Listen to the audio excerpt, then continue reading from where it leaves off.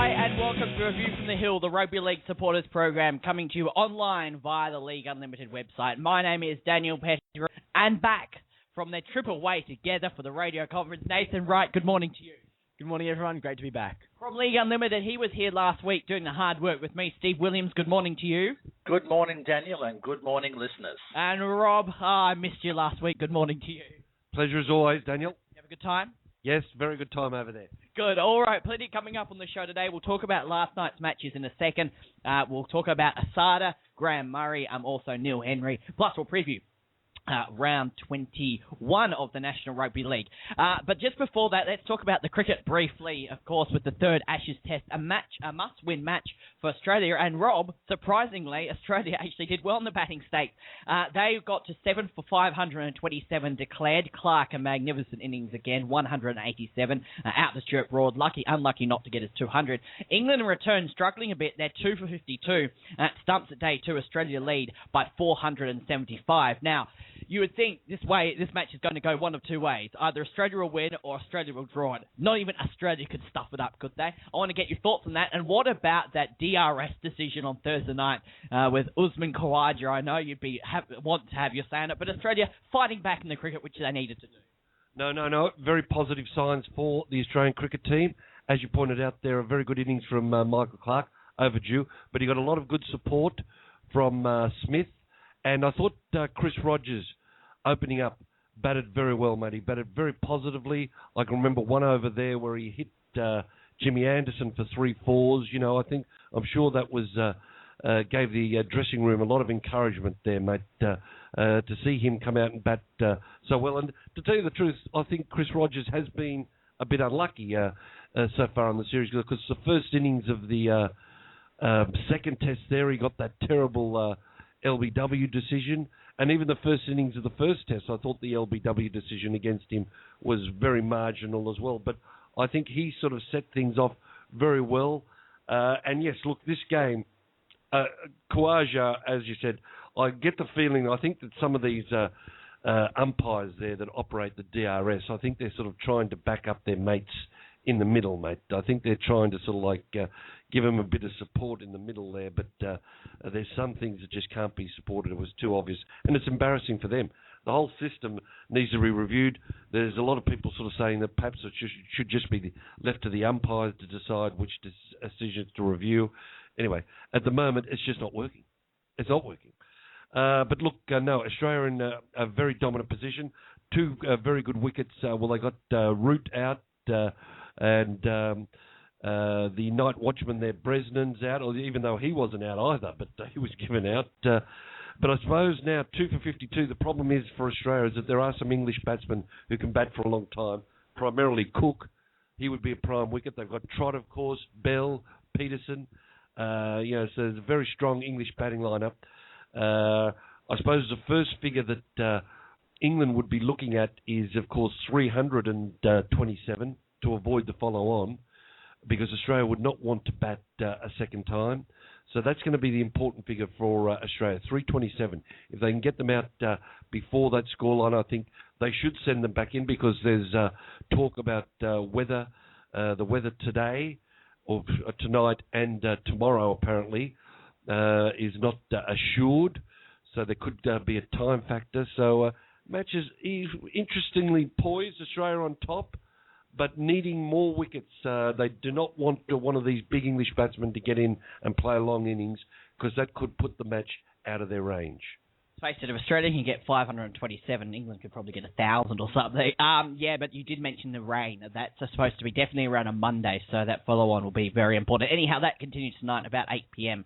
On Fox and also on Gem, I think it is. All right, let's talk football. That's what we're talking about. That's what we're here for this part of the year. And 2 games last night. We'll get to the Knights-Broncos game, a good game out there at Hunter Stadium. Really enjoyed watching that between the Knights and the Broncos. But firstly, last night, the Sydney Roosters 42 over the Penrith Panthers 6. The Roosters temporarily go to the first spot on the ladder. Now, Nathan, it was a bit of a weird game. It was a game that never reached any great heights. And the first half, well, I thought both teams were fairly ordinary. Penrith scored first, and they looked okay for that first half. The Roosters did go in with that 12-6 halftime lead.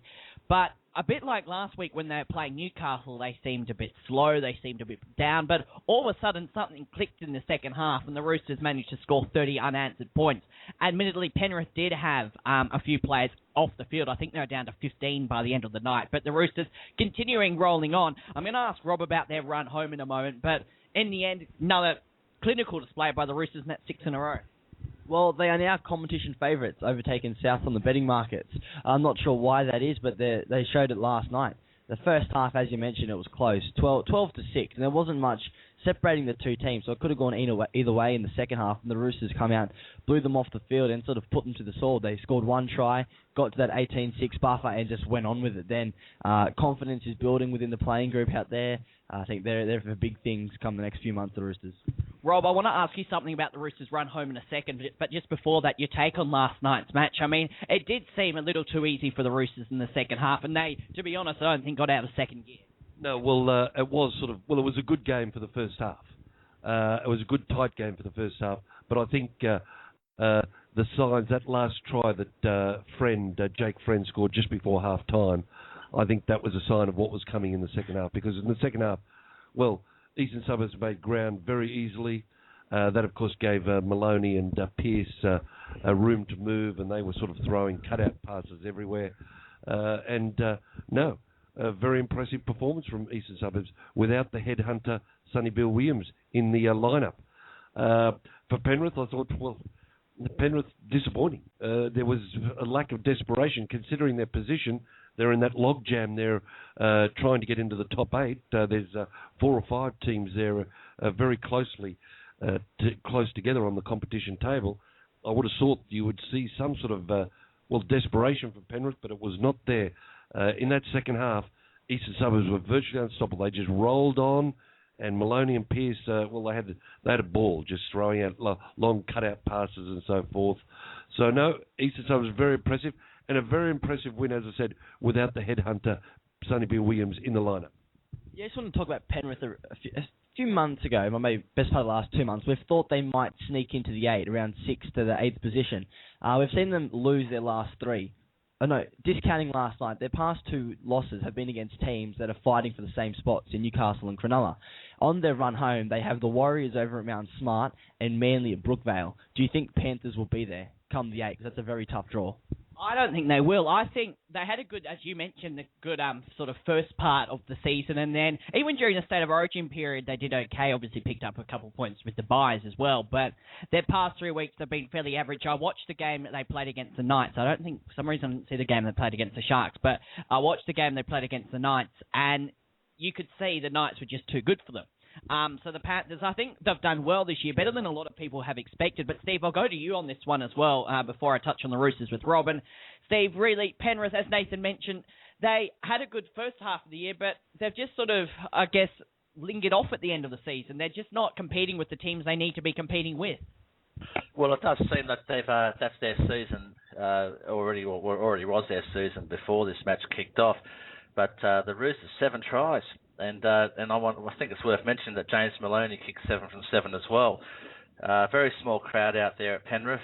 And I note, I'm just reading the match review on League Unlimited from Justin Davies here, and it appears that there's 2 broken hands in the Penrith side. Docker and Masso. So they're just going from worst to worst there, and they'll be battling to string together many more wins than what's an early Mad Monday for the Penrith Panthers.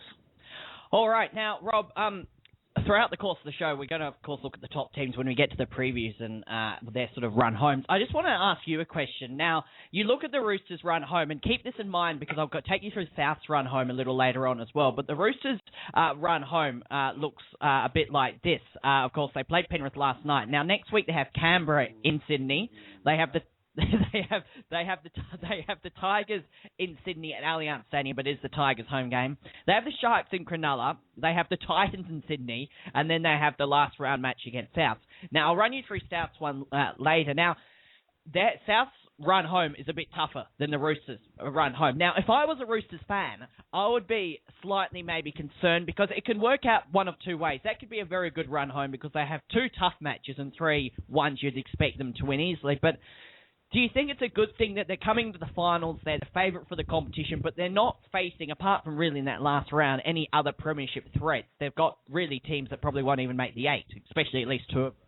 No, look, we're starting to get towards a point, I think, where we can start to sort of distinguish, and possibly this season more than in most recent seasons, where, whereas it was difficult to perhaps predict premiership winners in the last, probably the last 10 years. It's a bit more distinct this year, although I still think there's some wild cards. As I said, way back there in the start of the show, when we started early in the year, sorry. I do think it's an advantage to finish in the top 4, but there's a few wild cards out there that may not make the top 4. For instance, Canterbury. And also the Warriors, mate, they probably will not finish in the top 4, but they've shown throughout the course of this season they're capable of beating the top teams. Again, it just comes down to injuries, possible suspensions. Okay, we've seen the headhunter, Sonny Bill, get suspended. He might get suspended again. Sam could get suspended for South. These things can happen and they can have a serious effect. Definitely, Eastern Suburbs a chance. But, no, they've got some tough games there. Canberra, I don't think, will be easy. Canberra, big pack of forwards. They had trouble. They lost to Canberra in the first round.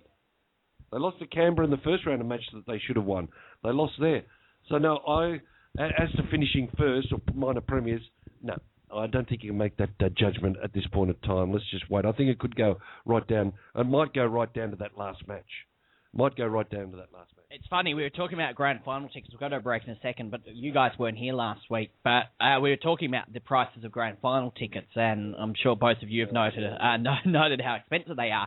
And I think it was Anthony who was on the show last week who made the point that the NRL obviously want a Roosters Rabbitohs grand final because they get that. There's 80,000 people there, no matter how much you're paying. But the risk is, as I mentioned last week, and Nathan, I'll go to you on this, that it could still be Warriors Melbourne grand final. I mean, they're a chance. Nathan, just before we go to a break. Yeah, we should talk about the grand final tickets. Obviously, the majority of fans at this point of the year are expecting a Roosters South grand final.